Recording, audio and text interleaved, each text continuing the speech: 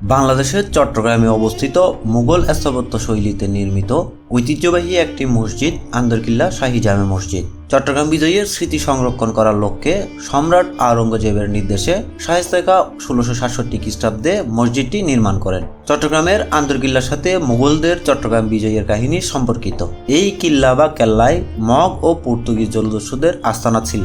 ১৬৬৬ খ্রিস্টাব্দে ২৭শে জানুয়ারি শায়েস্তা খাঁর ছেলে উমেদ খাঁ এই আন্দরকিল্লার অন্দরে বা ভিতরে প্রবেশ করলে এর নাম হয়ে যায় আন্দরকিল্লা। চট্টগ্রাম বিজয়ের স্মৃতি ধরে রাখতে সম্রাট আওরঙ্গজেবের নির্দেশে শায়েস্তা খাঁ ১৬৬৭ খ্রিস্টাব্দে এখানে নির্মাণ করেন আন্দরকিল্লা শাহী জামে মসজিদ।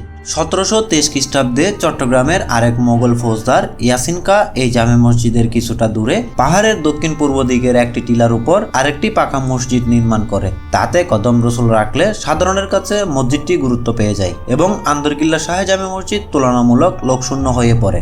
১৭৬১ খ্রিস্টাব্দে ইস্ট ইন্ডিয়া কোম্পানি মসজিদটিকে গোলাবারুদ রাখার গোদাম হিসেবে ব্যবহার করতে থাকে। ১৮৮৫ খ্রিস্টাব্দে ঐতিহাসিক হামিদুল্লাহ খাঁর আবেদনের প্রেক্ষিতে মসজিদটি মুসলমানদের জন্য আবারও মুক্ত হয়। ১৬৬৭ সালে এই মসজিদ নির্মাণের পর থেকেই চট্টগ্রামের ইসলাম ধর্মাবলম্বীদের তীর্থস্থান হয়ে ওঠে আন্দরকিল্লার এই মসজিদ।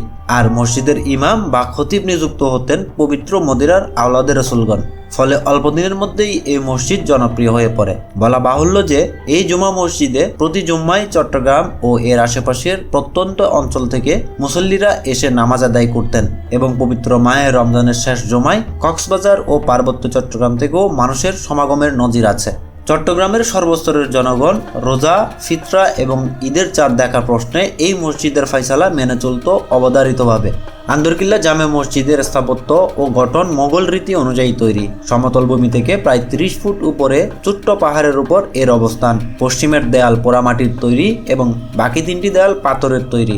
মধ্যস্থলে একটি বড় গম্বুজ এবং ২টি ছোট গম্বুজ দ্বারা ছাদ আবৃত। ১৬৬৬ সালে নির্মিত এই ৪টি অষ্টভুজ আকৃতির বুরুজগুলির মধ্যে এর পেছনের দিকের ২টি এখনও বিদ্যমান। মসজিদের পূর্বে ৩টি ও উত্তর এবং দক্ষিণে একটি করে মোট ৫টি প্রবেশদ্বার রয়েছে।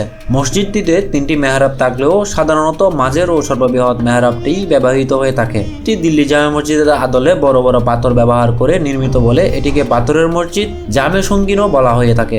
শুধু স্থাপত্য নিদর্শনই নয়, শৈল্পিক দিক থেকেও এই মসজিদ উল্লেখযোগ্য। কারণ চট্টগ্রাম মুসলিম বিজয়ের স্মারকস্বরূপ হিসেবে শিলালিপি ভিত্তিক যেসব স্থাপনা আছে সেগুলোর মধ্যে আন্দরকিল্লা জামে মসজিদের গায়ের শিলালিপি অন্যতম।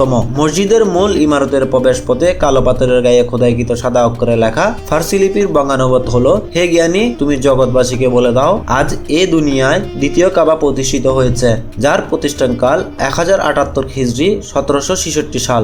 এই শিলালিপি থেকে এর প্রতিষ্ঠাতার নামও পাওয়া যায়। এই মসজিদে পাওয়া সকল শিলালিপির সাথে সিরিয়ার রাক্কানগরের স্থাপত্যকালের মিল রয়েছে।